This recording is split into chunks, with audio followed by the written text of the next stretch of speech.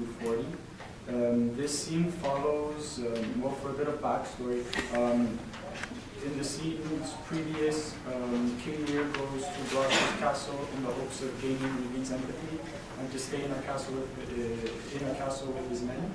After a long fight and and Gomero's presence in the castle, he ends up being refused access to the castle. Well, not him, but he's refused access to the castle with any of his men, and therefore decides to go off in a storm. This scene starts with King Lear and this fool, both in the storm, right after leaving the castle, and showcases two crucial elements in the play. The first being King Lear's irrationality and his progression towards craziness as well, and the second being the fool's role as an ironically reasonable character who attempts to slap some sense into Lear as he becomes crazy. This is accomplished by the author through many methods, including tone and mood, the parallels between the environment, the storm, and King Lear as a character, as well as the contrast between King Lear and the fool, and many allusions to his daughters over the play. So the first and most important element of this passage is the setting in which it is played. We are informed at the very beginning of the scene that King Lear finds himself in a storm, where he rambles about in a seemingly crazy way. In the entire extract, King Lear and the storm are contrasting elements to the fool, who is a voice of reason and who will be analyzed later in this commentary. Lear's craziness is firstly demonstrated by his reaction towards the storm. In fact, he takes the storm as a challenge and directly addresses it, challenging it to do its worst against him and to, and I quote, "Blow, wind, and crack your cheeks, rage, blow, you cataracts and hurricanes spout," from line 2 of scene 9. He repeats this type of language continuously, using violently connotated words, and the language used becomes more and more chaotic as he goes on. What is interesting to note also is that Lear is addressing the storm directly in the second person. The very act of addressing the storm, who is obviously not a human being, regardless of the tone set by King Lear's discourse, is enough to suppose that he has lost touch with reality in a certain way and is becoming crazy. Talking about the tone that's present in the extract, we clearly see that King Lear adopts a tone that is very chaotic and further supports the idea that he is losing his mind slowly in the play. Another way that King Lear is depicted in this passage is through his self-degradation faced with the storm. In fact, when faced with this chaos, Lear not only asks the storm to rain down on him and to really attack him, but he also puts himself at a lower level than the storm, as far as even addressing himself as a slave. Him addressing himself as a slave is quite shocking and contrasts very much with his role that he had as a king at the very beginning of the play, and only goes to show how much he's degraded. The following quote at lines 19 and 20 illustrate this idea, where King Lear says, again talking directly to the storm, "Here I stand your slave, a poor, infirm, weak, and despised old man."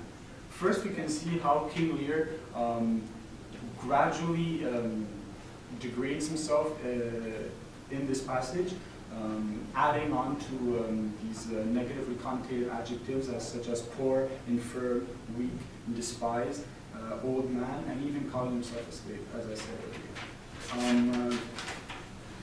In this passage, we can clearly see that he's submitting himself to the storm in a similar way and degrading himself in a similar way that he has been degraded all along the beginning of the play, and in a similar way that he will become less and less reasonable as the play goes on. Another element that plays a huge role in depicting Lear's craziness is his constant allusion to his daughters. In the whole play, but specifically in these in this extract. In fact, no matter how much Lear strays away from this subject, he always finds a way to come back to his daughters, and this really shows his obsession with the way that they treated him and with the betrayal that they had caused him. This is firstly made after asking the storm to attack him. He says, "Smite flat the thick rotundity of the world, crack nature's mold, all Germans but once, that make ungrateful man." This is in line 7 to 9 of the scene, and goes to show how Lear is asking the storm to attack his daughters, pretty much because of the way they treated him. Again, later on in this scene, in this extract, when he is degrading himself, he adds, when talking to the storm, "But yet I call you servile ministers that have with two pernicious daughters joined your high endangered battles gazed ahead." At lines 21 to 23, again, this scene goes to show how the storm is put in parallel with the daughters who betrayed him, and the constant references really go to show how they're always stuck in the back of his head. The fool, on the other hand, realizing that he is stuck with a man who has completely lost his mind, tries to reason King Lear throughout the extract. Right after King Lear delivers his speech towards the storm, in which he expresses his irrational resolution to accept his fate and refuse to ask his daughters for forgiveness, the fool tries and pushes and tries to convince him to go and talk to his daughters to find a solution. In lines 10 and 11, the fool tells King Lear that although it may require some empty and superficial flatteries, asking his daughters for their blessing and forgiveness is a preferable course of action to staying under the raging storm. I quote, "O nuncle, court holy water in a dry house is better than this rain water out of door. Good nuncle, in and ask thy daughter's blessing." Here, the proverbial phrase, "court holy water," means empty promises or flatteries. So this passage essentially means that it is preferable for King Lear that he gives his daughters the fake promises and free flatteries that they want, rather than staying outside in the rain. The fool tries to make the king realize that the irrationality of his desire to stay outside by stating that that under the rain, and I quote from the following line, "A knight pities neither wise man nor fool." In other words, the little honor that the king is trying to protect by refusing to stay with his daughters without his men should be outweighed by the possibility to have a shelter. So in conclusion, we can see in this passage, in this extract, that the irrationality of King Lear is really developing and showing through nature with the storm, and the fool is trying to make the king realize his faults and to make him adopt a more reasonable course of action. Okay, so the scene we're going to study here is scene 19, which is an encounter between Regan and Oswald, who's Donald's servant. An encounter that takes place after Gloucester's landing, and as the military campaign gets serious. In this extract, we see many themes that are recurring throughout the play, such as jealousy, power, and suspicion, which we see here through the opposition between Regan and Oswald, and also Regan's love interest for Edmund that pits her against her sister. Okay, so first of all, when Regan welcomes her sister's servant Oswald, she's poised to use anything he could say that could help her secure her standing that is shaken after her husband's death. Oswald is very aware of this, and both characters are opposed throughout the encounter as a result. So Oswald is not bent on collaborating with Regan, who by her many questions shows her unfriendly stance towards his master. In such a situation, Oswald reduces contact to a minimum. We first see it in Oswald's short answers that are one-line answers, being "I made him," "No made him," "I know not lady," and "I made him," lines 2, 5, 7, and 27, which are reduced to bare minimum required by politeness, and he's not positively engaged in the conversation as someone would be with an ally. In contrast, Regan's long questions and answers more than 5 lines in many cases, like for example from line 8 to line 14 and line 28 to line 38. It shows her aggressive interest in the matter discussed, which Oswald is bracing himself against. Then the imperative used by Regan in "Stay with us," in "Our troop sets forth tomorrow, stay with us, the ways are dangerous," it illustrates her disrespect for her sister Goneril. She's ordering about Goneril's servant, who is on important business for her. She is aggressively trying to co-opt her sister's servant to weaken her sister's status and strengthen her own. Okay, then, Regan is dissatisfied by her new diminished situation as a widow, as well as the circumstances and abysmal results of her husband's death, which is why she tries so much to co-opt Oswald to her side, as we have seen. She says that it was great ignorance, Gloucester's eyes being out to let him live. Where he arrives, he moves all hearts against us, lines 9 to 11. So the use of the adjective great with ignorance is a rather strong negative wording that illustrates Regan's dissatisfaction with the outcome of the situation that made her husband dead. And not only has it made her become a widow, but it has produced a powerful, emotion-rousing enemy who roams the land. And she's one of the sisters being most connected to this crime. And the particularly gruesome way of talking about Gloucester's eyes being out adds to the heart-wrenching image of blinded Gloucester, which tarnishes Regan's reputation and about which she is having a rant. And she also says, if you do chance to hear of that blind traitor, preferment falls on him that cuts him off. So this is her final attempt to co-opt Oswald, keeping an open door for him by basically saying something that he would do anyway, being killing Gloucester.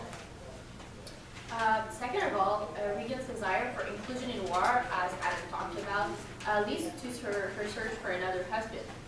Since Oswald's answers are ambiguous, Regan is suspicious over the secrets possibly contained in the letter. Regan is indeed jealous of the possibility of her sister's relationship with Edmund. Why? Well, Regan loves Edmund and believes Goneril is rapacious for committing herself in a relationship when she's already married and her sister's a widow. For instance, I'll quote the lines 23 to 26.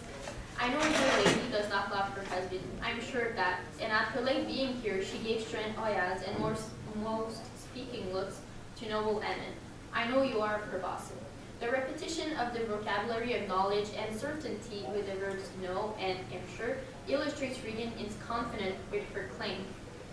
The antithesis between the verbal group does not love and the noun husband conveys the gravity of Regan's accusation towards Goneril's relationship with her husband. The lines 30 to 32, I quote, "My lord is dead. Edmund and I have talked, and more convenient is he for my hand than for your lady's." Indeed, the nominal group Edmund and I demonstrates the intimate relationship Regan considers she and Edmund already have.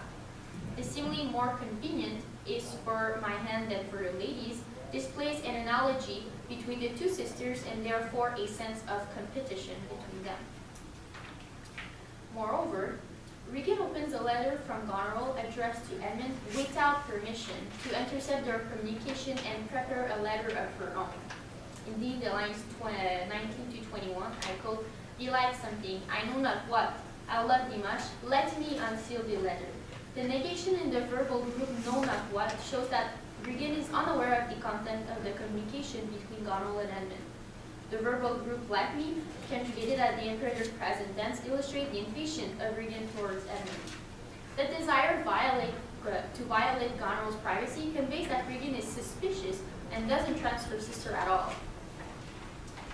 In addition to that, the lines 28 to 29, I quote, "I speak in understanding, for I know, therefore I do advise you to take this note." The use of the noun understanding and the verbal group "I note" by Regan conveys that she loves Edmund too. She understands the feeling Goneril expresses towards him. To conclude this oral commentary on scene 19 of King Lear, Regan welcomes her sister Simmons Oswald and discusses with him on the current situation with Goneril. First of all, Regan uses what Oswald affirms to secure her standing within the royal hierarchy. Why? Well, Regan is shaking after her husband's death and then criticizes Goneril. She's not satisfied with her position of widow, therefore she attempts to influence Oswald to be on her side. Second of all, Regan is suspicious over the secrets held in the letter. She's jealous of the possibility of her sister's relationship with Edmund. Indeed, Regan loves Edmund. She thinks Goneril is greedy for being in a relationship when she's already married. Moreover, Regan is jealous by opening the letter from Goneril to Edmund. She does so to intercept their communication. In scene 19 of King Lear, Shakespeare employs the themes of rivalry within the power struggle and desire for love. This theme is also explored in other works of the same author as Romeo and Juliet, where the rivalry is between the Montagues and the Capulets. Okay, so our excerpt can be found at the end of the play in scene 24. So at this point in time, the war has come to an end and Britain has won. So we can see at this point in time that both King Lear and Cordelia are captured as war prisoners, and Edmund has actually ordered Cordelia to be killed. In addition, Goneril and Regan's corpses are brought into the room. Edmund, realizing all the harm that has been caused, tells everyone that he has ordered the captain to murder Cordelia. Unfortunately, this effort is in vain when King Lear enters the room weeping over Cordelia's body. In this excerpt, we'll be analyzing the regret felt both by Lear and Edmund. We'll be analyzing also their efforts to repent. We'll be analyzing these themes by observing Shakespeare's use of diction, characterization, character evolution, and the use of repetition. Okay, so first we're going to move on to the first point about how this is an extremely tragic ending. So by the end of the play, all the schemes are coming to an end.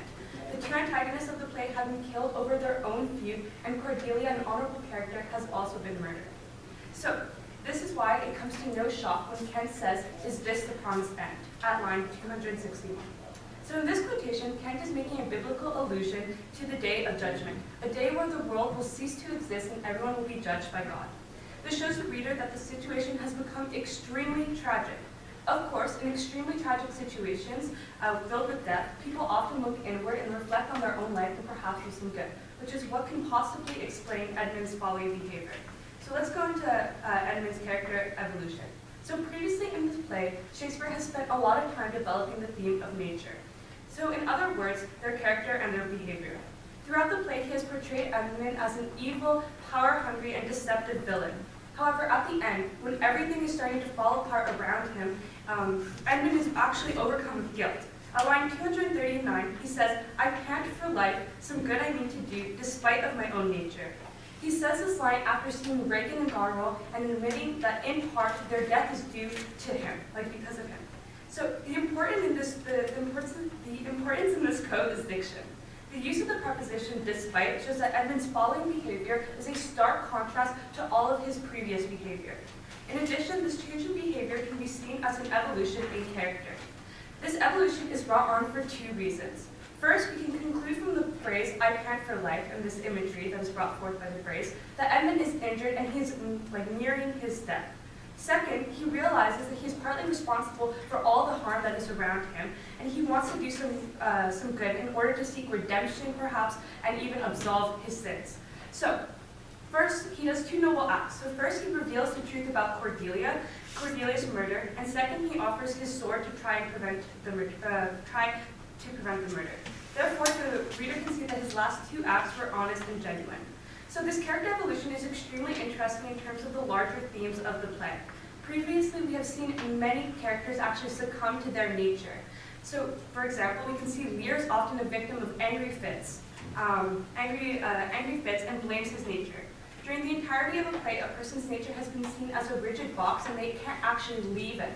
However, at the end of the play, when there's all this devastation surrounding them, Edmund is one of the only characters that is able to look around, recognize his own behavior, and act against it.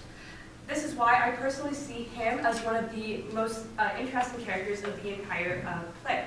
So I think that overall, this entire evolution would actually surprise the viewers in the audience of this actual character evolution. So Edmund isn't the only character that regrets his actions and tries to achieve redemption. At the beginning of the play, Lear cast out his youngest daughter, fooled by his two eldest and believing Cordelia doesn't love him. He ships her off to France, bitter and betrayed, as seen in scene 1, lines 105 to 109.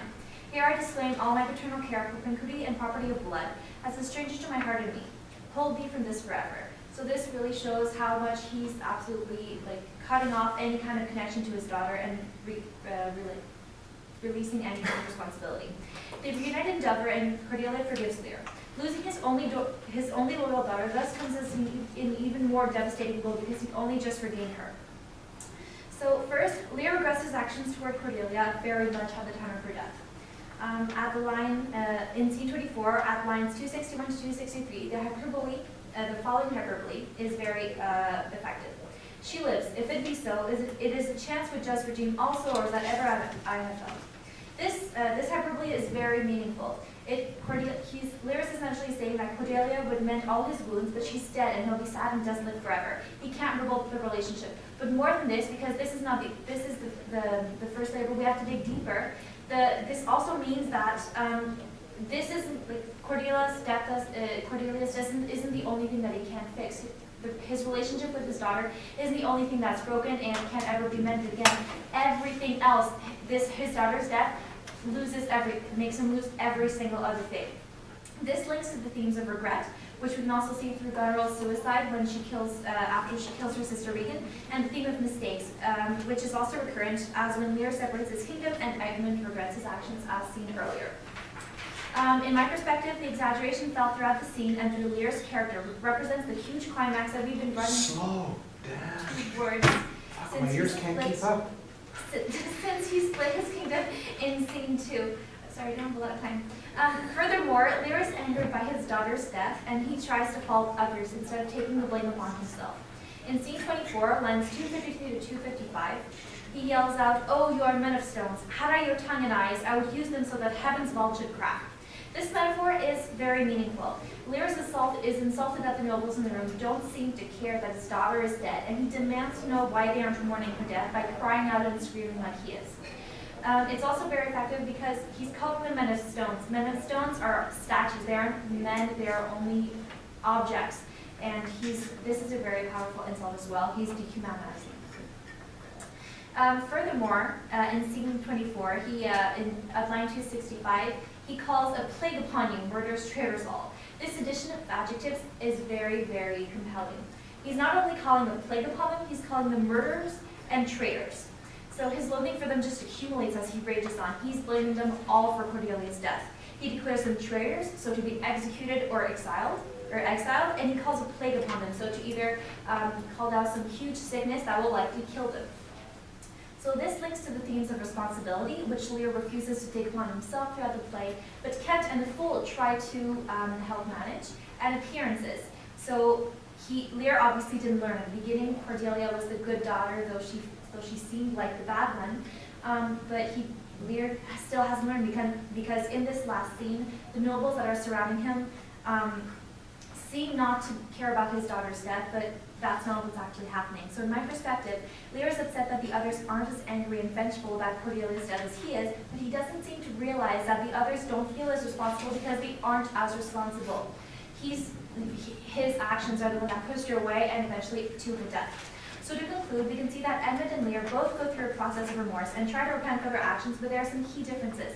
Edmund recognizes his mistake and tries to atone by alerting Albany of the impending execution, but Lear is set in his ways and refuses to take the blame upon his shoulders, instead taking it out on the ones surrounding him in anger and grief. Free for all. Let's go. Everybody's meant to be taking part in this. Are we discussing about the play or We're doing whatever you're going to do right now. I have a question. So, do you think that Lear still hasn't learned anything at the end of the play because he still blames others for the death of his daughter? Well, he's learned some things, but the lessons haven't fully sunk in or anything. He barges into the room, and he's grieving, he's mourning. So it's entirely understandable that he's raging and angry and sad, but he's also blaming the others around him for her death. which doesn't always align well. He could be thinking that Albany or Edmund had her killed, but it's pretty obvious that like that's not what actually happened. That Edmund tried to do so, and that the execution was attempted to be stopped because Albany sent a soldier downstairs to stop the execution and everything, and then he brought Lear and his daughter upstairs. So Lear should have understood that it's not their fault and he tried to stop it, but he's still calling them out and blaming them for this. Also, the murder just happened, and he's holding something that he really cares about in his arm. So obviously, he isn't full of reason in the moment. He's looking around him, and he's searching for a reason. Like, how could the death of my daughter, how could this happen? Like it seems like he can't take responsibility for what happened, and maybe that's why he dies. He dies like out of guilt, and because he can't recognize what he did wrong in all of this tragedy. Well, he dies after our scene finishes. Yeah. I have a question for Georgie. You say that Lear is addressing a certain directly, so like in a way he has lost touch with reality, and the fool is the voice of reason. But do you think that Lear putting himself at a lower level than the storm and is kind of getting some insight into things that he didn't have before? Like, is he kind of gaining some reason as well as reason? I Like, I don't know if you kind of I understand. understand. In the scene, I'm pretty sure it's safe to say that Lear recognizes the betrayal of his daughters. And this scene really does showcase it in the way that he keeps going back to them, he keeps calling them traitors, compares them even to the storm, and he says how like the storm and the daughters, I use the quote, but how they joined your high endangered battle against the head. So to say how they are working together and both of them are attacking him.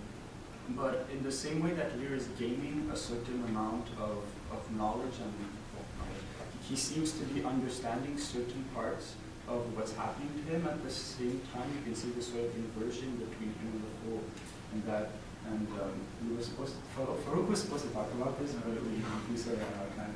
But basically, the idea is that in this, the fool as a character, the fool as a character. Like in this extract, like the fool mentioned several times, like himself and the king, but there's always some kind of ambiguity, which leads the reader believe that the king is actually the fool in the situation, and the fool is actually the one who is wiser.